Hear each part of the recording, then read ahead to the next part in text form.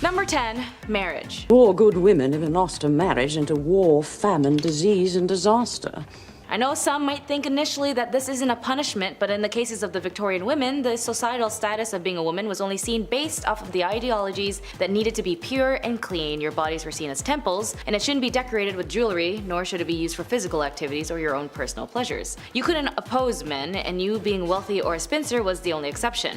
Single women were looked down on with shame and pitied, and as your main purpose as a woman was to marry and reproduce. Even young girls at the age of 8 to 12 would stop working as if there was no child labor laws or protection laws for children, and as soon as these women or young girls were able to menstruate, they would be negotiated into marriage and no longer be able to sustain themselves financially or just be a kid.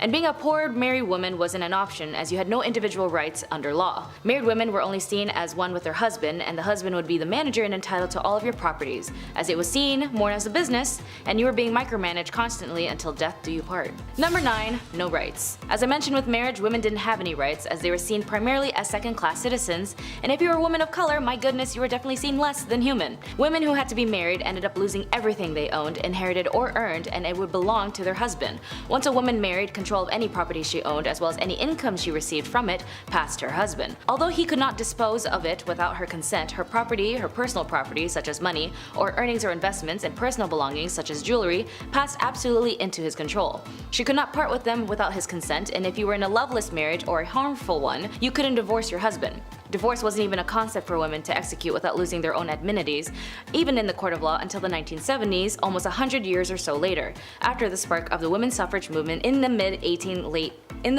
1800s. So men had the right to divorce his wife under the grounds of adultery, but women had to prove her husband was unfaithful, combined with other allegations including cruelty, bigamy, incest, and so on. Luckily, in the 1857 Act, divorce did become a bit easier little by little, but again only under the impression that the woman had legal grounds and proof her husband was unfaithful with evidentiary support to back up her claims. And even then, she could finally earn some of her possessions. As for the husbands, if he wanted to divorce his wife, he didn't have to do anything, he could just say it and it would be fine. Number 8. No education. To me, education is extremely important, as it was something I learned growing up in my family, that education liberates you to understand yourself, those around you, and the world better. And for women in this era, they were received less education than men. They were banned from universities and could only obtain low-income paying jobs, as she was not allowed to follow a profession, as they were all closed to women. And the irony of them having Queen Victoria as the reigning accolade of this era, a woman and women of these times couldn't get an education to liberate herself or her children from defamation if the husband no longer sees her as a useful asset. So for women, especially those who could afford it, was raised in a privileged household with financial backings and exceptional family background, her education was only seen as accomplishments. Like, oh darling, she's a very accomplished woman, is something you might hear in these type of movies that depict the era, which only indicates that she had artistic talents like singing, dancing, and knowing foreign languages, and anything to help earn them a husband and be a benefit in the house. Even doctors at this time believed that if a woman studied too much education, she would stunt her ability to reproduce. Wild as hell. And when university allowed women to attend their lecture halls, their families would actually forbid them from going, worried that it would prevent them from finding a husband. Number 7. The right to work. Work was only available to those who had no choice, as their societal status prevented them from leveling up to the ladder to have a better life independently. Even more so, women who were labeled as part of the working class, these women fueled the industrial revolutions, making up to 60 to 80% of the working force in light industries such as cotton manufacturing. Even more so, those who were labeled as part of the working class, women of this era fueled the industrial revolutions, making up to 60 to 80% of the workforce in light industries such as cotton manufacturing. Women that had jobs outside of the home made them less likely to marry, leaving them with no choice but to stay in undesirable situations that made them undesirable themselves. In one study by the Buffalo State had noticed classing women and children together as helpless creatures needing the protection of strong men. They were indignant at the knowledge that women had to support themselves, that they had suffered degrading wrongs as working women. So for some, they'd have to result themselves into committing adult work, or even for some unfortunate circumstances, be sold into adult work, as they had often had heavy debts from predecessors or even used as bargaining chips for their partners. Poor women were not regarded as the Victorian society, as they could not fight back, as men had captured these women, straight up kidnapping them and kept them at their house. Differences in societal classes led to some women being ignored and unacknowledged in society for economic reasons and for the pleasures of some men. Women of the night had no exits of this profession and were stuck in this life, and they would be beaten, tormented, as this was obviously shamed on, as well as being arrested, which would lead us to number 6. Number 6. Women who were in prison. In some revolutionary standpoints, being in prison might make you look like a hero or a villain, as it depends of what you were doing or what you stood for. For the Victorian era, women who had been the most vocal at this time for a multitude of things like women's rights, the women who were caught in the act of selling their bodies in order to obtain financial means would be arrested and sent to prison. But even women who were not adult workers would be arrested. Women who had premarital pregnancies, truancies, or adultery, or kept bad company would also be arrested. They would be sent to prisons or reformities, as for women of these times, a small step off of the Victorian pedestal made for a long fall. Women sent to prison in the Victorian England were subjected to regimes whose project was to enforce idealized femininity. This individualized treatment aimed at more regeneration than discipline and was administered by an entirely female staff aided by middle-class philanthropic lady visitors. Considering women were placed only into two categories, being a wife and a mother, the reality is that they lived in a world that discriminated heavily against them. Due to their superior physical strength, men considered themselves the dominant sex and sought to keep women subdued for as long as they could. Number 5. Prison life. Being accused of being an idle and disorderly woman seems like a very vague and inconvenient statement today, as it holds no worthy of prosecution, but for these women of these times, you would definitely go to jail for that. These roughly defined offenses were common charges against women in the 18th century. At least in some records of the names of these women have survived, there are 2 on the list who are sadly identified only known as an unknown woman, cannot give any account of herself, and the other being accused of being a vagrant and an idiot. Which, of course, being an idiot isn't a crime unless you're doing something idiotic that hurts another person. Then yeah, I guess being an idiot is a crime. It is possible that up to 2/3 of prisoners in the House of Corrections, like the one at the prison called the Wakefield House of Correction, were female. Beating hemp was the usual form of hard labor, as well as if the women refused to comply or being able to commit to tasks, whipping and beatings were also a commonplace, particularly to those who convicted of vagrancy, lewd conduct, and night walking. Number 4. Domestic harm. This is sort of stemming back to the whole marriage thing in number 10, as it basically ties in on how horrible life was being a woman in the Victorian era, or just being a woman in general in any historical time. With these sacrifices and determinations of these women, as they ensured the women like me were able to gain access slowly but surely to equal rights, but sadly when it comes to marriage for some of these women, they're also at risk of being in harmful relationships that were extremely normalized at the time. Violence against women and the lack of protection was common, as there were no laws for the physical violations they had to endure. After all, when you got married, everything you owned belonged to your husband, and so did your body, with or without consent. Domestic violence was an issue that captivated the Victorian imagination due to the unprecedented visibility that domestic harm began to receive in the press and the emergence of an ongoing debate during the 1840s and the 1850s. Domestic violence was an issue that captivated the Victorian imagination due to the unprecedented visibility that domestic harm began to receive in the press and the emergence of an ongoing debate during the 1840s and 1850s about the domestic harm and other marriage issues that affected women. Like all laws that slowly opened gateways to other clauses, the 1828 Offences Act that targets working class violence helped a cultural shift on the subject, and domestic violence became a topic to the public. Number 3. The angel of the house. Or the angel in the house. When it came to the liberation, it all stemmed with the women's rights groups fought for equality and over time made strides in attaining rights and privileges. However, many Victorian women endured their husband's control and even cruelty, including sensual violence, verbal abuse, and economic deprivation. And there's no way out of it, as it got worse, as a man named Coventry Patmore published a book called Angel in the House. It consisted of poems and the ideal Victorian marriage, and although it came from a place of grief at the loss of his first wife, the book had suddenly become a staple in women's behaviors in marriages, and then became a standard of their status. A woman's proper role was to love, honor, and obey her husband, as her marriage vows stated. A wife's place in the family hierarchy was secondary to her husband, but far from being considered unimportant. A wife's duty to tend to her husband and properly raise her children were considered crucial cornerstones of social stability by the Victorians. Representations of ideal wives were abundant in Victorian culture, providing women of their role models, and the Victorian ideal of the tirelessly patient, sacrificing wife is what depicted the angel in the house. And for these middle-class women, mimicking the angel in the house gave them more opportunities to find a successful match in marriage. Number 2. The House General. The House General, and a term coined in 1861 by Isabella Beeton in her influential manual, Mrs. Beeton's Book of Household Management. Because for women they needed a manual on how to be a good wife, a good woman, and a good so on and so forth. Here she explained that the mistress of the house is comparable to the commander of an army or the leader of an enterprise. To run a respectful household and secure the happiness and comfort and well-being of her family, she must perform her duties intellectually and thoroughly. For example, she had to organize, delegate, and instruct her servants, which was not an easy task, as many of them were not reliable. Isabella Beeton's upper-class readers may also have a large complement of domestics, a staff requiring supervisions by mistress of the house. Beeton's advised her readers to maintain a housekeeping account book to track spending. She recommends entries and checking the balance monthly, but also keep in mind this is the same lady who told people to put borax in bread to save money. This may not seem like a big punishment for some viewers, but if you were told that you needed a manual to how to live your life so you wouldn't be kicked out of society, that's not something that's a preference today, is it? And number 1, asylum.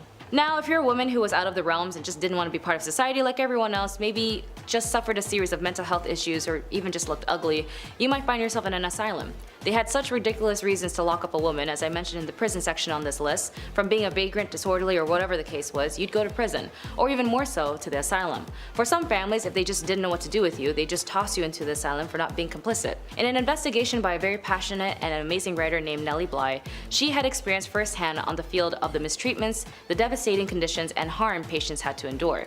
In her report published in 1887 and later published in the book 10 Days in the Madhouse, it caused such a sensation it prompted the asylum to implement reforms and shed the light on the significant impact on American culture. Anyways, being a woman was tough as hell in the Victorian era, but with their determination for the right to vote, the women's suffrage movement that enforced lawmakers to ensure them to obtain sustainability today is the reason why there are so many genuinely incredible women who are able to become who they want to be. And it is important to note those who do not know how to look back at where they came from will never get to their destination. So be sure to read up and learn a lot. After all, the answer in our future is laid dormant in our past. Number 10. Drowning. Drowning as a form of punishment was not a common practice in ancient Egypt, at least as far as historical records and archaeological evidence indicate. The ancient Egyptians had a legal system with various forms of punishment, but the various methods were typically less severe than drowning. But in records of the Code of Hammurabi, which was one of the oldest and known legal codes in human history, it provided a comprehensive set of laws covering a wide range of aspects of daily life, including civil, criminal, and commercial matters. One of the most famous aspects of the code is the principle of an eye for an eye, a tooth for a tooth,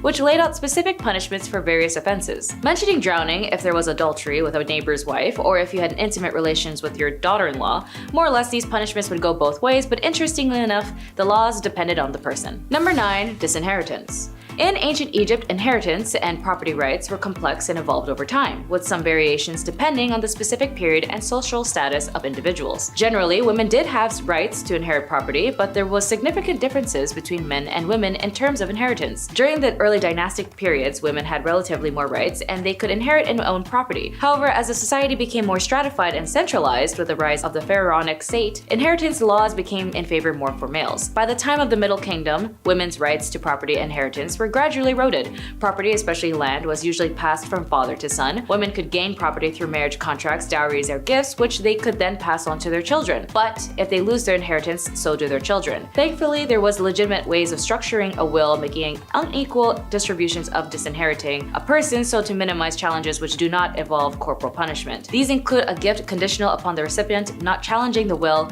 a no contest clause, diverting assets outside the will by writing a life insurance policy into trust, or passing assets through the will to a secret trust. Number 8. Banishment. In ancient Egypt, as in many ancient societies, the legal system was complex and the punishment for various offenses could vary depending on factors such as the severity of the crime, the societal status of an individual involved, and the time period in question. Banishment was one possible punishment, but it was not the common form of punishment. Banishment in ancient Egypt was being expelled from a community or city was generally used for serious offenses or crimes. It was a severe punishment because it meant the individual was cut off from their community and likely left to fend for themselves in the harsh environment outside settled areas. And for women, it was typically a rare occurrence as the legal system in ancient Egypt was based on the code of law that changed over time, and evidence suggests that women could be subjected to various forms of punishments for their crimes, including banishment. Number 7. Punishment. More commonly, punishments for women in ancient Egypt might have included fines, corporal punishments, or forced labor. For serious crimes, especially those that threatened the social order or involved treason, more severe punishments like execution might be applied,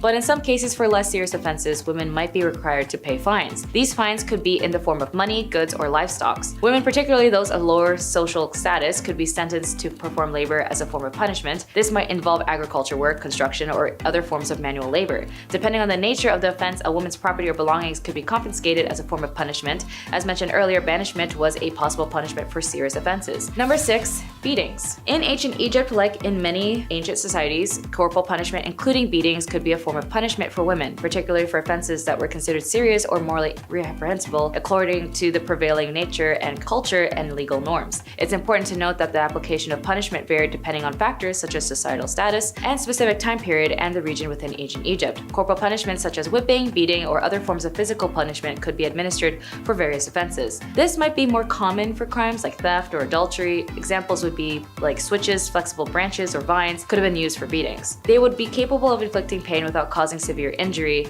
as wooden paddles with a flat surface could also be used for beating as well. They would also have been effective in delivering blows to specific areas of the body, and the simplest form of beating would be involved with the hands and fists. This method would also be easily accessible and wouldn't have to require any specialized tools, as well as whips, sticks, and rods. Number 5, strangulation. Now for the more morbid section on this list, although stoning may seem like a common thing in this era as a form of capital punishment, whereas an individual is pelted with stones until death, actually was not common associated with ancient Egyptian legal practices based on available historical and archaeological evidence. The primary method of execution in ancient Egypt was typically strangulation or impalement. Stoning as a form of capital punishment is more commonly associated with other ancient cultures in the region, such as ancient Mesopotamia or parts of the Levant. In these societies, stoning was indeed known as a form of capital punishment for various offenses, including adultery. Strangulation was one of the most common methods of execution in ancient Egypt. It was typically used for serious offenses and could be applied for both men and women. In cases where capital punishment was deemed necessary, strangulation was a method employed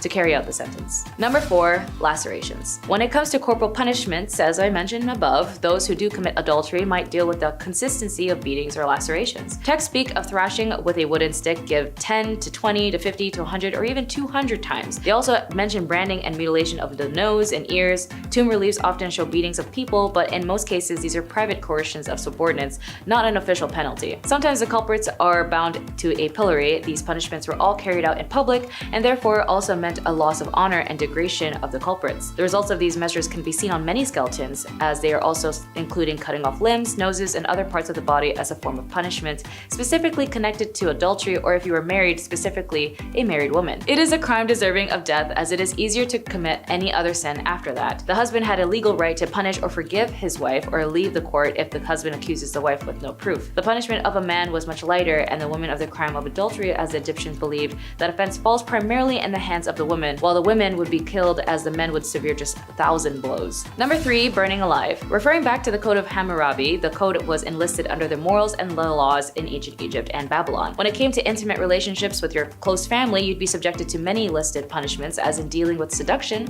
or physically harming someone intimately. The Hammurabi inflicts the penalty of burning if you were to have a physical intimacy with your mother, but since this was ancient Egypt, unless you were royal who needed to pull an Oedipus complex to maintain your rule and connection to the monarch position, it wasn't something looked down on but normalized, as this is a civilization that needed a monarch rule at all times to guide the nation. But it is good to note that it was a typical Western interpretation that this era was prone to burning alive people, when the irony was that the Europeans burning women, being witches or even more heresy, were more burned. Number 2, head be gone. The ancient Egyptians set harsh punishments for those accused of treason or corruption. The death penalty was usually applied by impalement, thumping, or a 100-fold fine, and this applied to both men and women. The decree also referred to the death penalty for someone who steals an animal belonging to the temple and transfer it to another party, while confiscating the property of the thief in favor of the stolen temple. The ancient Egyptians distinguished between the stolen goods and the attribute of holiness and considered it a religious crime that requires execution, and those stolen goods that do not affect the sanctities, settling for the penalties of beating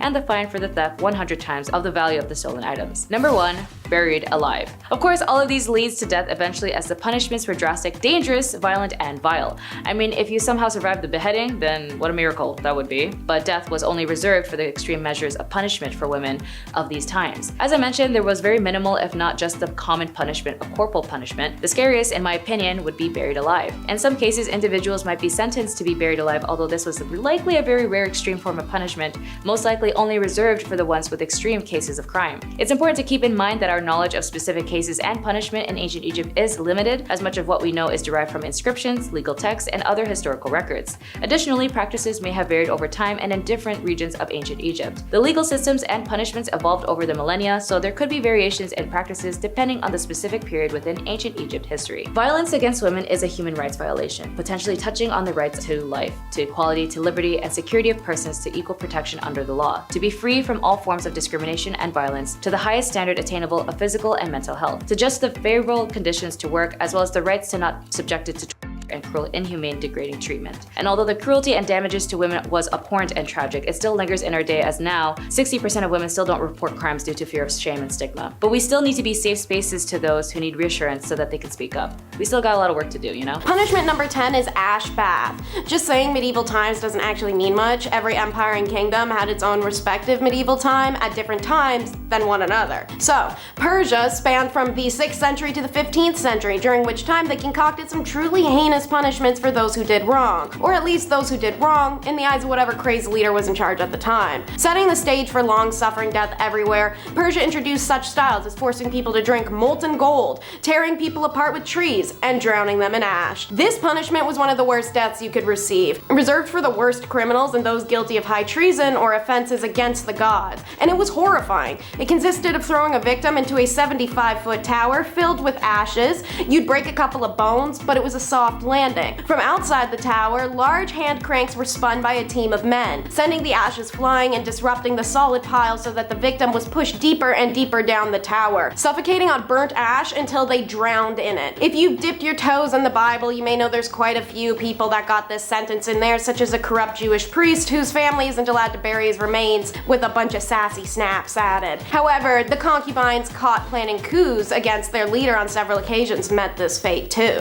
Punishment number 9 is the evil field. So medieval Rome is characterized by the break with Constantinople and the formation of the Papal State, with technically ongoing until its collapse, which marks the beginning of Europe's medieval period. On the topic of being buried while still breathing, the Romans also enjoyed dumping people into holes alive in their medieval times. One famous example is the Vestal Virgins, the priestesses of the hearth goddess Vesta, who were sworn to chastity. However, should they break that chastity vow, they had a special acre of grass dedicated just to burying them alive. Like most deaths, Romans like to make a big show of it, and the Vestal breaking her virginity vow would naturally be the Sunday matinee. They had an entire little ritual. She'd be carried on a litter throughout the city in the nude until they reached the Campus Secularis, aka the evil field. There, an underground chamber awaited in which she'd be lowered into and sealed inside alive. There was only one ever known instance in Roman history where a Vestal Virgin wasn't slain for breaking her vows. That would be Julia Aquilia Severa, the wife, then ex-wife, then wife again, of Emperor Elagabalus. It's believed that Julia remained with him until they were killed in the year 222, but who's to say they put Julia in the ground after. Punishment number 8 is the finger cinch. China's medieval period was between the fall of the Han Dynasty in 220 CE and the fall of the Mongol Dynasty in 1368 CE. Famous in the Chinese feudal dynasty, this form of punishment was specifically made for the woman who did not obey her master's command. Master can be taken literally, should it be a concubine or a servant, but also figuratively like her parents or husband. The offenders have to put their fingers inside a specialized tool which look like interlocking combs. The device would then squeeze the fingertips, causing immense pain and loss of circulation. If the victim faints, ice water would be thrown on her as a wake-up call. The punishment would continue until the victim was deprived of all their strength. The device was prepared in every shape and size to crush the fingers of any female, so she may ultimately surrender to male prejudice. Punishment number 7 is the four witnesses. The Ottoman Empire was born very shortly, around 100 years at most, before the European medieval period started. As stated, it began when Rome broke from Constantinople, and thus it finished alongside the other European nations in the 16th century. How they punish adultery is akin to many cultures. Man cheats, no punishment. Woman cheats, world must be ending. The Ottoman criminal code did not distinguish between fornication and adultery. Zina was the word used for both, and both were unacceptable from a woman of any kind. And when caught in an alleged act of zina, in order to ensure the women were not wrongfully accused, the accusers required to produce 4 witnesses of good standing that actually observed the act of intercourse as it was happening. Imagine that. You walk in on your wife in bed with your best friend. So you have to run yelling into the streets for 4 people to come right now and see them while they're still hurriedly dressing, so you have some chance of getting her punished. However, even if you do manage to pull off 4 witnesses, if the witnesses can't be found at the time of the woman's trial, then the accusing husband will be flogged 80 stripes and ignored. So what I'm hearing is, as a cheating wife, you could essentially make the little problem go away if these 4 witnesses were to, I don't know, just casually disappear before the court date. However, on a terrifying note, the husband's second option when calling the 4 witnesses to his house is taking justice into his own hands. He can actually just kill his wife on the spot and face no punishment nor require going to court, even if the witnesses didn't see the wife cheating beforehand. Punishment number 6 is marks and tattoos. European medieval period started with the fall of Rome in 476 AD and extended to roughly 1450. Meanwhile, a fun fact, the Americas never experienced a medieval period because a feudal system was never actually established in that hemisphere. In Nathaniel Hawthorne's The Scarlet Letter, protagonist Hester Prynne is marked with a red A to see her as an adulterer. This was practiced in a few regions of medieval Europe, such as Spain, France, even Britain. However, it was reserved for working girls and their keepers and continued well out of the medieval period until the Ancien regime. Women who committed the crime of Puritanism were branded with hot iron to show the world how frivolous they are. The working girls received a P on the arm, the booty, or the forehead, which I feel is a bit vindictive and personal. Meanwhile, the keepers were branded with an M, accompanied by a fleur-de-lis. King Charles IV even made them outlaws, stating that may all girls of joy and public women desolate from our court in said time under pain of whip and mark. After the establishment of the New World, which is out of the medieval period, but as stated, the Americas didn't have one, we see branding laws in colonies more akin to Hawthorne's Scarlet Letter, such as the 1658 Plymouth Law that stated adulterers must mark every garment they own to identify them of their crime. Adulterers seen publicly without their letters were subjected to public whipping and further humiliation. Punishment number 5 is just gross. The medieval and feudal periods of Japan, they hold hands on this one, stretched from 1185 to 1603 CE, and they easily had one of the most disgusting punishments I've heard of for female adultery, suspected or confirmed. It existed from the 12th to the 9th century Japan, however it was more so practiced in remote villages. A wife accused of adultery was punished by a defacing, and this defacing was done by seed, exactly the type of seed you're thinking, so I'm going to be talking around the subject due to a graphic nature. If a husband suspected that his wife had been unfaithful, he and his friends would take her to a remote area where she'd be restrained, and the men would take turns standing above her and deface her. When the adultery isn't suspected but actually caught and confirmed, the adulteress would be led through the village naked before tied up in the center on her knees. Paper screens would be set up around her so that the men in the village who were urged to participate in this horrific act of public shaming may have privacy while they deface her. The screens only protected the men from indecency. The adulteress would remain exposed for the public to see what was happening to her. Punishment number 4 is working girl. Hard to follow up that last one with anything worse or more gross, but the medieval Japan had an eye for an eye judicial system that balanced crime and punishment. Japan had no gender bias, and crimes done by women were not punished lightly, the way counterparts in Europe or China would have. Equal punishments were imposed for the same crime no matter the gender. So it's a bit strange that arsonists would be burnt at the stake, thieves have their hands cut off, liars lost their tongues and ears, but women committed a petty crime and was sentenced to work time duration as a working girl, which arguably is not even close to payment in kind. Additionally, a woman could have her head shaved as punishment for her crime. In larger empires, this was often the punishment for adultery, which is far better off than the one in the villages. The husband would also be granted an automatic divorce from his now bald and weepy ex-wife. Since punishment was equal, a man got his head shaved too, had to repay dowry, and get publicly shamed, right? No, and his wife wasn't allowed to leave him for it either. Punishment number 3 is scaphism. Back in the medieval Persia, this punishment was death by being eaten alive. It had taken place in a swamp or somewhere where the boats, which would be 2 canoe-like boats or 1 hollowed out tree, could lie exposed to the sun. The victim would be tied inside the space with their head, hands, and feet exposed if possible, at which point the victim is force-fed honey and milk. This is a messy process. It'll splatter and spill everywhere. However, whatever the victim does swallow inevitably becomes diarrhea. The idea was that this would attract every insect, vermin, and wild animal in the area. Very soon afterwards, flies and rats, for instance, would show up and start attacking the victim, eating the mixture of milk and honey, but also eating the person alive in the process. Once the diarrhea kicks in, it attracts other animals, especially the rats, who will begin feasting on you as well and sometimes enter you. Death usually came from septic shock or gangrene because the victim would be force-fed this honey and milk every day until they died, meaning dehydration was no issue. Religious fallacy, coup attempts, and adultery were all punished in this horrific manner, and many women suffered this end. Punishment number 2 is wooden horse. This device was used in Europe and Japan in the 14th to 18th centuries, making it predominant in medieval Europe. Initially, the horse was used on women accused of heresy and witchcraft. The Spanish particularly loved this crude device and they invented it. Sometimes they even styled it to look like a horse. Its back was a triangular wedge women were forced to sit on as weights around their ankles dragged them and their rear and hoo-ha area down on the sharpened wedge. It was covered in part 1 of this video. In Japan, however, they added another particularly horrific element that was not meant to just cause some external tears and pelvic fractures the way the Europeans did, rather cause mass hemorrhaging and death. The concept is the same, wooden horse with a wedge that you'd be forced to straddle while your legs are pulled down. However, the Japanese added an appendage-like structure on the horse's back, which the woman was forced to sit on. The appendage was studded with iron nails and could be rotated via a hand crank from beneath. Naturally, this would cause almost immediate heavy bleeding and internal damage before the crank was even turned. Many would die miserably and quickly, whereas the ones who somehow survived often only did with paralysis. This form of punishment was served on basic offenses, such as adultery or unpleasing her husband. Punishment number 1 is the chest tax.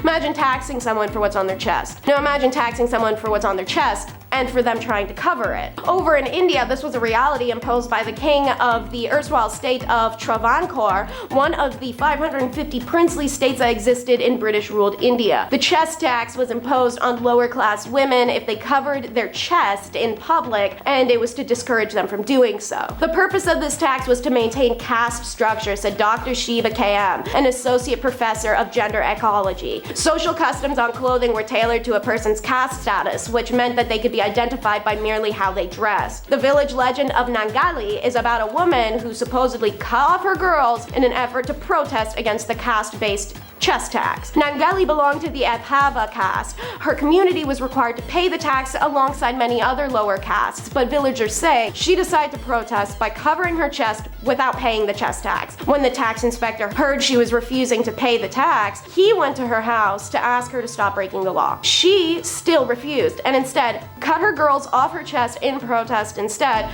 and presented them to the tax collector in a plantain leaf. According to the local villagers, Nangali died of excessive blood loss while her distraught husband took his life by jumping on her funeral pyre. Her act was selfless and a sacrifice that benefited all the women of Travancore and ultimately forced the king to roll back the chest tax. The chest tax caught wider attention in 2016 when BBC reported Divya Arya reported on a series of paintings by artist Murali T, a far distant relative on the legend of Nangali. He was so moved by the story and the absence of any visual documentation, he decided to paint a likeness of the act she brought upon herself. I did not want it to depict it as a bloody event. Instead, my aim was to glorify her act as an inspiration to humanity, a representation of what would command respect. Such as the first one to make me puke, number 10, denailing. It's one of those torment styles I feel needs no explanation. The name kinda says it all, but to include you in the horror, the definition of denailing is the forcible extraction of fingernails or toenails or both. And man, was it a favorite method of the medieval times. And a fun fact I learned, the term cutting it to the quick actually originates with this horrible punishment. The quick is the nickname for the fingernail skin, aka hypocochium. So when you're cutting it to the quick, you're digging up someone's fingernails. In its simplest form, denailing was done by first constraining the prisoner on whatever tabletop or chair, whatever you got ready to tie a person to. Then metal forceps or pliers, often heated over fire until red hot, grasp each nail at its edge and tear it from its nail or toe bed. Okay, Ma, this right here is why I am okay with the fact you never broke my nail biting habit. Unfortunately for me, the other variant of this would have still worked because in version 2, they wedged something under the nail first and then hit it inwards to separate the nail from its bed. This was a favored method of the medieval German witch hunters who would dip the wooden skewers in boiling sulfur before wedging them in, which would burn the incredibly sensitive flesh of the underside of the nail. When enough skewers have been driven home to ply each nail loose from the bed, only then is the nail torn from the root with a pair of pliers. Okay, one and done. Let's hit number 9, which is stocks. And Just like the stock market, it's scary and confusing. The people involved are sitting on their ass. Sorry, the joke was there, I had to go for it. So, stock is both physical torment and public humiliation, the best of both types of medieval punishments. Okay, so you know that thing where they bend you over and they put your head and your wrists in it like this, as seen in the beautiful period piece Shrek? The stocks are similar, but for your feet. Difference is that a person is placed in the stocks sitting with their legs extended in front of them and their feet are locked into place. Sometimes their hands or their head might be chained for funsies too, but overall they're left lying on the ground, or if they're lucky they have something under their butt. Stocks could be found in the most public places available, where a town crier would come out shaking that big ass bell and telling the bored masses they could contribute to punishing offenders against the standard of conduct of the time, aka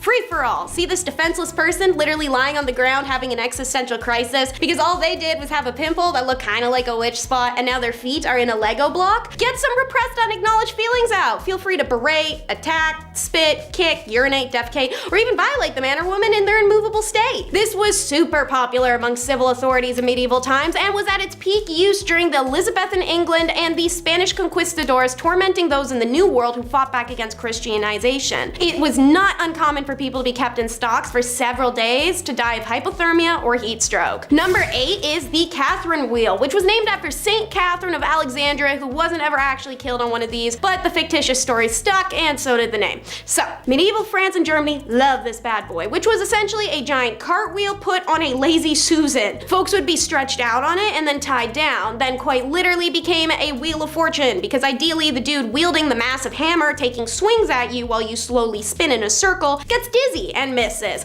More often than not though, folks ain't that lucky. This wheel would be spun nice and slow over the hours, and the hammer wielder would break different limbs as they circled past him. Once all the limbs were reduced to spiky bone fragment skin slabs, sorry, but the person was left on the wheel to die. It could take hours, even days, before shock and dehydration did its course. If your offense was less severe, or you could bribe someone, or you were at least well liked, the first blow would be to the neck in hopes of smoking you quickly, known as coup de grace, aka blows of mercy. Otherwise, they went from the feet up, baby, and the number of sequences of blows are specified in the court sentence. How, as a lady, did you earn the Catherine's wheel? Cheating, witchcraft, treason. Next up for number 7 is the piquette, the perfect device for your DIY executioner. All you need is a stake, a hole in the ground to stick it out of, some rope, and a little bit of friendship. It was usually used as a military punishment, however the piquette did make its rounds, even ending up in a famous illustration of a woman being subjected to it during the French Revolution. Alright, so what you need to pick up from your Hobby Lobby or your Michael's Craft store is a stake. You're gonna stick one end of it in the ground and then the exposed end facing upwards. Make sure to grab a saw and sandpaper, because you're gonna need that exposed end to be sharpened to a rounded point, not a pointy point. Now grab some rope and your malefactor, who is typically a soldier who had disobeyed order, or a woman accused of witchcraft or sleeping around. You're gonna use that rope to suspend them from the tree by this region of the thumb, while the sole of their opposite bare foot was balanced on top of the stake. The point of the stake was sharp enough to jab into the arch uncomfortably, but not enough to pierce your foot. Want to get the pressure off? You have to regulate all your body weight into the thumb that's suspending you. And yes, you may be thinking, wouldn't that tear your thumb from its socket? Absolutely, which is why you'd shift your weight back onto the painful foot.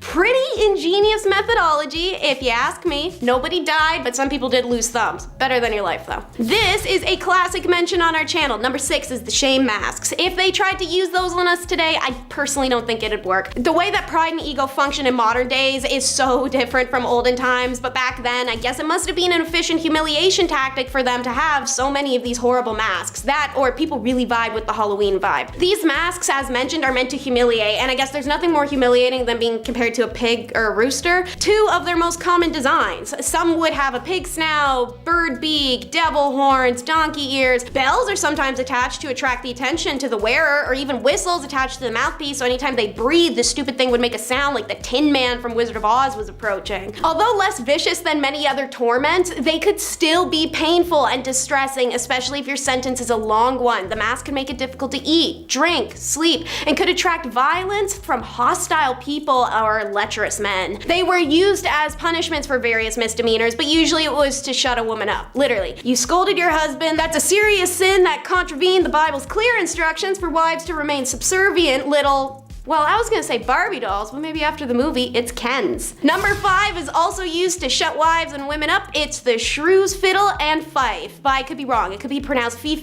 like the country or fief like thief. Cannot tell for the life of me. Anyways, you've heard the boring shrew scold 100 times. I'm here to bring you a new exciting product if you want to publicly shame some women, but also simultaneously make it look like they're starting medieval times' most vibing jazz band. The shrews fiddle or shame fiddle was a wooden contraption shaped roughly like a fiddle or a fife or fief or whatever it is, which is a type of flute that acted like a portable stalks for your fingers and your neck. The shame flute was specifically designed to punish those who made bad music. However, these shrews implements are titled after the ladies that were tossed in them constantly, people who spoke up to their husbands or argued with one another. The next 4 titles on this list, I'm not kidding, are all rippers of some kind. We're gonna start with number 4, the chest ripper. If I instinctually put my hands on my chest while we're talking, you will understand why in a second. This was a device made specifically and only for women to destroy a very specific aspect of femininity and thus remove what the medieval people perceived to be her desirability. And man, did these dudes have a weird ass fixation on doing stuff to breasts. Burned, brand, carved, or simply amputated. This is called sensual torture, but swap the N and the S for the letter X. It extends back to the time of ancient Rome and likely long before then too, but worst of all was a device coined in medieval England known as the breast ripper, a metal claw that pierced the flesh of the breast of the victim who was tied down and then pulled away forcibly, shredding it to pieces. It was used as both a method of punishment to mark breasts of unmarried mothers and women convinced of heresy, adultery, and hosts of other crimes, but also for interrogation, because nothing is gonna make someone confess to being a witch faster than a sociopath with a giant pair of tongs. Number 3 is a rear ripper. It's unlikely, but if there was anything worse than the breast ripper, it's probably the pair of anguish. Recognizable now from video games and movies and leather bedrooms with red latex accents, this pear-shaped device was one of the many horrific devices that made it to the modern world, but was reborn with better purposes. A few medical devices have taken a page out of its book, such as the dreaded thing they use at gynecology appointments, and some birthing and colonoscopy gear. So, the pear is made up of 4 leaves. These are joined at the hinge at the top and a key or a crank on one end. As you can see on screen, it's named accordingly. The pear was inserted into one of the 3 viable orifices, 2 if it's a dude, depending on the nature of the crime committed. The oral device was reserved for heretics, while the back door and the middle door pairs were used on, you could never guess, witches, witchcraft. Ooh, man, medieval times must have looked like the set of Halloween Town, the way that witchcraft is constantly referenced. Anyways, turning the key opened the leaves, and every little click of the key causes massive internal damage that was rarely fatal, but very thorough way to get a confession out of someone, or just about anything. I'm pretty sure the average person would admit to something as ludicrous as riding a magic donkey out of the king's palace if it meant that would stop. Number 2 is another rear ripper. Yeah, they liked those. Come to think of it, for such a essentially repressed society, they seem to get quite raunchy with their punishments. It's almost like that's the reason you shouldn't repress feelings like that. The Judas cradle, also known as the gilded cradle, was a regular stool with a wooden or metal pyramid on the top. The victim would be stripped, tied with ropes on all 4 limbs, and then like some elaborate Marvel movie setup behind the scenes, they get lifted into the air and suspended just over top of the pyramid. Then their bits are adjusted to sit right on top of the pyramid. From here, the captive holder could torment them further, try to get confessions, whatever, before letting loose more and more of the person's own body weight, which would slowly impale them downwards on the pyramid, which in turn would start making room for itself. This punishment method was frequently used in the Inquisition, but I invite you to guess when else. Could it be A, witchcraft, B, witchcraft, or C, witchcraft? If you guessed any of those 3, you're right, because pretty much every medieval punishment for a woman was because she talked too much or made a soup that tasted too good, so the devil must have done it. Alright, the last in our little ripping montage, number 1 is the rail rip, aka a wooden horse, also known as riding the rail. It's an effed device of which there are 2 variations. The first is like a balance beam from gymnastics but triangular, mounted on a sawhorse-like support. The victim is made to straddle the triangular horse and place their full body weight down on the hoo-ha area, which rested on the blunt point of the angle. Weights and additional restraints were added to keep the victim from falling off, but also to drag them down. Left for days, it can begin destroying your pelvis as well as dislocate all of the joints in your legs. A less immediately painful variation is a single plank of wood supported, again with the wooden legs or sometimes suspended from the ceiling, horizontal from the floor on its side with a thin edge and sharpened extremely. The victim is made to straddle the plank, which is adjusted to their height so that they have to stand on their tiptoes or let their hoo-ha, meet a very serrated fate. This wasn't a witchcraft one ironically, but rather for adulterers, working girls, or women who breathed a little too hard and their husbands wanted them gone. Number 10. The pillory. Known sometimes as the thew, this was a form of stocks that was used for women. Men weren't the only ones who were condemned to the stocks back in the day. While on paper, standing around in the stocks for a few hours doesn't actually sound that bad, like a bit humiliating and a bit exhausting because you gotta keep your arms up here, but you know, that's about it. In reality, it could actually be very dangerous depending on the crowd's temperaments and the accused's reputation amongst the common folk that had gathered. In some cases, people were badly injured, maimed, blinded, and some actually died as a result of being tormented by those who gathered while they were in the stocks, after suffering great injuries. The unfortunate thing was that you often wouldn't be able to defend yourself because your hands are like restrained. You couldn't move your head, and often your hands are just completely restricted depending on the type of stocks that you're being held in. At least with the thew version, your hands were not restricted because you were like kind of in a collar on a chain, but women also were put in the pillory too, where your hands are restricted, preventing you from defending yourself at all from assailants unless you were being defended by, like, I don't know, guards perhaps. Even then, you're probably still gonna be brutalized in some way. Guards aren't there to, like, you know, make sure that you don't get to feel the punishment. And friends, before we move on to our next spot on this list, if you love what we do here at Bumblebee and you love when we tell you about some honestly very shocking things that happen in history, be sure to click that subscribe button for even more historical and horrific content. Number 9. Drunkard's cloak. While more popular in the 17th and 18th century, there is still documentation of the drunkard's cloak being used into the mid-19th century. It was a punishment given to both men and women, usually those who had a bit too much to drink. However, the punishment was also administered to women who were considered to be promiscuous, like so many of the things that are on this list. If you were sentenced to the drunkard's cloak, you'd basically be made to walk around town in like an upside down, heavy and cumbersome barrel with holes cut out for your head and your hands. Honestly, this is one of the least awful ones on the list. It's at least you're just in a barrel. It doesn't sound like it would be fun, but it doesn't sound like it would be like the worst. I feel like I could walk around for a few hours with a barrel on and I'd be alright. Number 8. Shrew's fiddle. I have a question. Why are there so many devices that were created in the Middle Ages hundreds of years ago that were still used up until the early 1800s and beyond? That seems insane to me. The shrew's fiddle is one of those instruments, but despite being named after a musical instrument, it is instead an instrument of torment. It was used to punish women who were deemed too shrewish, and in some places in the world, it wasn't just used on women. The woman in question would be forced to put her neck through a large hole, with her wrists being held in the smaller holes, so her hands were basically up in front of her but were immobilized. Number 7. Scold's bridle. Despite the fact that this device can be traced back to the 1500s, there are also records of it being used as late as the early 1800s into the 19th century, which is honestly crazy to me. Like, I can't even imagine someone trying to silence me with this device today. Goodness, horrific and humiliating. The scold's bridle was used to silence women who were being too loud, either speaking their mind too much, being caught gossiping, or just literally, being too loud. Pretty wild when you think the same society that decided this was a good punishment is also kind of the same society that encouraged women to gossip by pitting them against one another and also, silencing them, so that probably many women felt the only way they might be able to safely speak their minds about something was to, like whisper behind someone's back for fear of them hearing and what would happen then. But then of course, if you do get heard, this is what you get, because people are like, we don't want you to whisper, we just want you to shut up. Seems like a weird cycle though to me. It's like we created the problem and then we just basically punished people for the problem we created. This scold's bridle was a mask that women were forced to wear. Oftentimes it was made to look demonic or ugly in terms of the features on the mask, and it had a painful restricting metal gag inside that would literally hold down the wearer's tongue so they couldn't physically speak. which sounds terrible. Also, then if you try to speak, it could like hurt your tongue. Not good. Number 6, left to cook.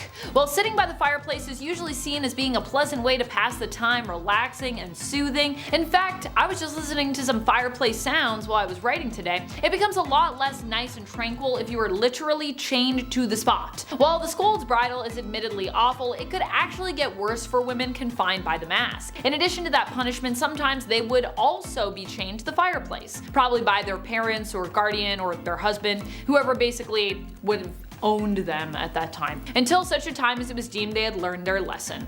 I like to sit by the fireplace, but I like to do it by choice. Number 5, walk of shame. Remember in Game of Thrones when Cersei Lannister was made to do like the walk of shame? Yeah, that is a real thing that happened to women in history. The scold's bridle was also sometimes made to be worn by women who were then paraded through the town and in said mask just to humiliate them further. And there's a few different things people would parade people in town with, but the mask is one of them.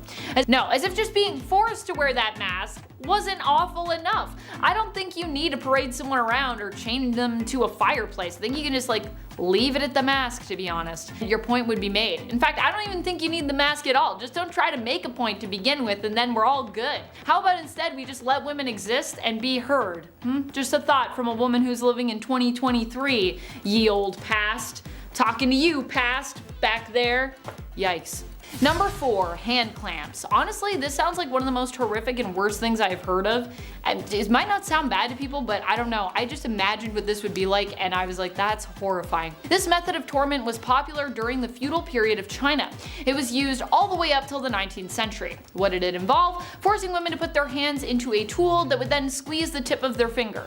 Doesn't sound that bad when you're thinking of it on like the surface level, and in terms of like the surface area of your finger. But this pain was actually so bad because of the pressure that it would cause many to just pass out. But once you passed out, they would just splash some cold water on you and force you to stay awake so you could experience every single second of pain awake. It wasn't reserved for just the hands or fingers either. There were also tools like this used to apply pressure to the feet and the head even of suspected offenders. Yeah, this method of course wasn't even safe for people who were convicted of adultery, which honestly I don't even think you should torment people physically like this anyways, or mentally. Even if they're guilty of it, like, let's just be adults and move on. It was used on both guilty and innocent folks. I am sure, I'm 100% positive. All you had to do was be suspected of adultery for this brutal form of punishment to be administered. So you don't even need any, I mean, back then, I don't even think people had proof. They were just like, I have a feeling, so do something terrible to this woman. Number 3, ducking stool. Despite being more well known for its use during witch trials, the ducking stool was also something that was used to torment women in the 19th century as well. In fact, documentation of its use exists from as late as 1896. That seems pretty late to me. That's wild. Although I obviously wasn't alive at that time and it was over 100 years ago now, it does not feel that long ago relative to our history and time spent on this earth. Oh boy. A ducking stool was basically a chair, a variation of another stool type used to humiliate people. However, in the case of the ducking stool, you were more than humiliated, you could actually die. Women would be tied to the ducking stool, basically a chair, and then lowered into the water. During the witch trials, this was one of the methods used to discern witches from innocent women. The problem being that witches would apparently survive the process thanks to their wily powers, whereas women would be proclaimed innocent if they could not float, swim, or survive this process, meaning that many that were then deemed innocent wouldn't survive the ducking process. So it seems like a flawed way to test that, you know what I mean? Like if someone's innocent, I feel like they shouldn't end up dead, but I don't know. Only the witches get to live, and even then they don't get to live. No one gets to live. Are you a woman? No life for you. Sorry. You just gotta move on. That's history for you.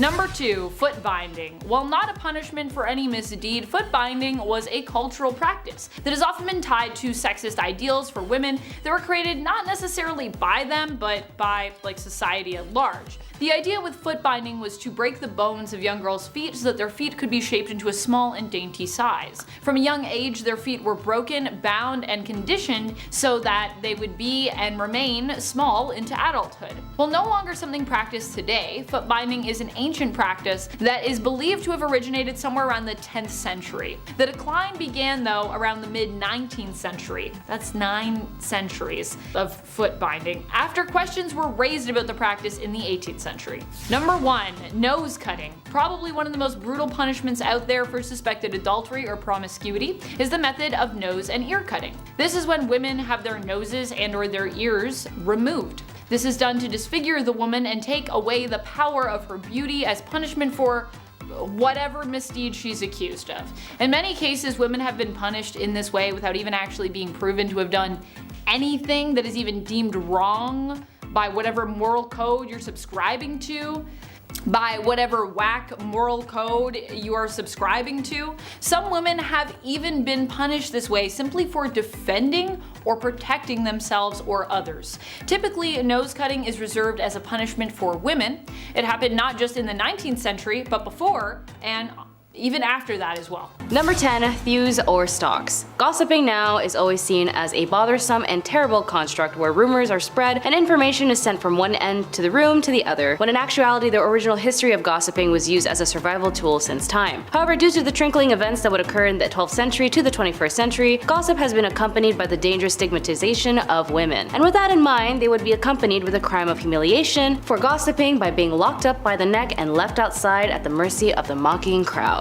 The thew was a type of pillory similar to stocks specifically for women, and the woman would be chained to a post by her neck as a punishment for her crime. Unlike men, her hands weren't tied up, and common crimes include annoying your neighbors by talking too much or consummating outside of marriage. As for example, one woman named Anne Morrow in 1777, she was accused of impersonating a man and marrying another woman. She was put in the pillory and an angry crowd stoned her in resulting of her being blind. Number 9. Iron cages. They really didn't like it when women gossiped, or in most cases talked back in the day, especially when she would speak up or just discuss things. But words can only help you unless you speak them, and it's disappointing when people fail to understand that. Women who nagged would have metal spikes forced into their mouths, and the scold bridle was an iron cage for a woman's face, used to punish scolds, women who nagged, gossiped, talked back, or just talked too much. The bridle would be locked onto your head, and the protruding piece of metal covered in spikes would be forced inside your mouth, and every time you moved your tongue, the spikes would lacerate it. Sometimes the bridal woman would be chained to a hook by the fireplace in her home until she had learned her lesson, or she might be led through town wearing the mask to increase her humiliation. Number 8. Duck the scold. Unfortunately, another form of torment and punishment for women being tied to a chair at the end of a long, maneuverable wooden arm and dipped into frigid water. The punishment wasn't designed to be fatal, although sometimes it was, but rather a humiliating spectacle aimed at discouraging whatever behavior participated in it. There were various rituals for silencing women, as they have their roots in fear of women's speech and fear that women will attack other people in their community, that they gossip too much, that their voices were dangerous, and that they may, in extreme circumstances, also be witches. Though the women who ended up being on the ducking stool risked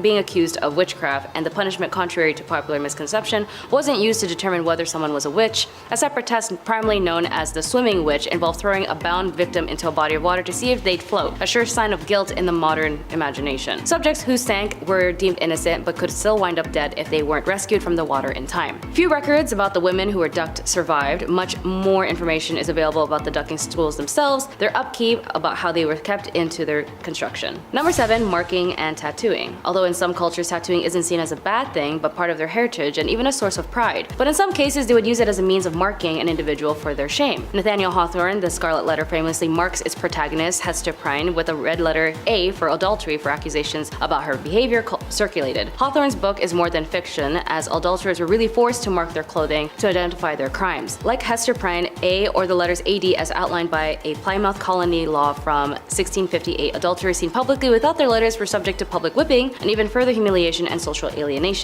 But keep in mind, Hawthorne was the descendant of the Judge Hathorne, who persecuted the lives of women who were accused of being witches, and he had such a disdain for his relative that he had changed his last name to distance himself from the relation of Hathorne from Hawthorne with a W. Number 6. Walk of Shame. Like in Game of Thrones, a pretty well-known show, I don't know if you guys heard of it, I'm rewatching it again up to a certain specific season. But there was that scene where Cersei was condemned for her crimes and had that lady yell shame as she rung a bell while Cersei was left parading the streets stripped naked. This is actually based as a form of torment for women, and the Walk of Shame, also known as skimmington or rough music, was a traditional punishment for harlotry or being an overbearing wife. Women were made to walk barefoot through the town or city, sometimes dressed only in their petticoat.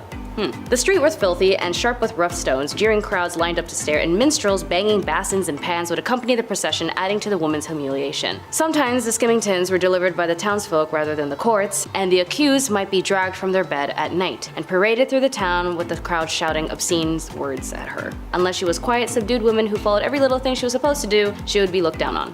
Number 5. Status degradation. Status degradation still persists today, and it's been used as a formal punishment throughout history. Under the Roman Emperor Augustus, who reigned from 27 BCE to 14 CE, a woman guilty of adultery could lose several rights as a citizen and suffer a financial burden. Noble women in the Kingdom of Korea during the Joseon dynasty faced a similar degradation of their social status if they were found guilty of adultery or if they just remarried. Adulteresses were stripped of many of their rights and privileges once they were demoted to low-born statuses, and the descendants of widows who remarried were barred from holding office. As serious as these punishments may seem, some high-status women who committed adultery in the Joseon dynasty faced even graver punishment, which is death. Number 4. Pricking and scratching. Another form of torment women had to endure as a type of punishment relates back towards one of the biggest torments women had to face during the witch trials. Witch hunting books and instruction pamphlets, yes, they had an IKEA manual on how to prick a witch. It noted that marks were insensitive to pain and they couldn't bleed. So they would make these specifically designed needles to repeatedly stab and prick at the accused's flesh until they discovered a spot that produced their desired results. So basically they would just keep poking you with needles until there was an area on you that just didn't bleed. They even had a job position for this called professional prickers, which many of them would be con men using dulled needles points to identify fake witch marks. Alongside the pricking was the scratching, where they would scratch the supposed victim. So if a victim scratches the accused witch with their fingernails and drew blood and their symptoms of being possessed stopped, then somehow that person that they scratched was a witch. Number 3. Tar and feathering. When I first heard about tar and feathering, it was in a cartoon where the characters would use tar and then feather the characters they wanted to make a fool out of. Tar and feathering originated as a punishment that dates back to Richard I of England. The practice of tarring and feathering was exported to the Americas, gaining popularity in the mid-18th century. Throughout the 1760s, it saw increased usages as a means of protesting the Townshend Revenue Act and those who sought to enforce it. For women, they'd also tar and feather as a form of embarrassment. In a news article in 1906, consisting of 4 young married women from the East Sandy, Pennsylvania, corrected the alleged evil conduct of their neighbor, Mrs. Hattie Lowry. 2 women held Mrs. Lowry to the floor while the others 2 smeared her face with stove polish until it was completely covered, and then poured thick molasses on her head and emptied the contents of a feather pillow over molasses. The women then marched the victim to a railroad camp tied by the wrist, where 200 workmen stopped to watch the spectacle. After parading Mrs. Lowry through the camp, the women tied her to a large box where she remained until a man released her. They did this because they wanted to be part of a vigilant committee which exercises the right to take up the law in their own hands. Reason why they did that to her, though, is still unknown. Justice for Mrs. Lowry. Number 2. Amputation. Although it may not seem to be as creative as the other instruments of torture on this list, amputation packed a painful and permanent punch. The body of an ancient Chinese woman from about 3,000 years ago have been found with an amputated feet but in otherwise good health, and all signs point to an ancient Chinese punishment called yue, which was used for over 500 different offenses, including cheating and stealing. In ancient Egypt and the Byzantine Empire, a different type of amputation was common: nose amputation, called rhinotomy, which was a punishment for adulterous women, though it was also used as a punishment for various crimes in medieval and ancient times elsewhere. However, the adulterous man might escape with a less severe punishment like a fine or a beating. Number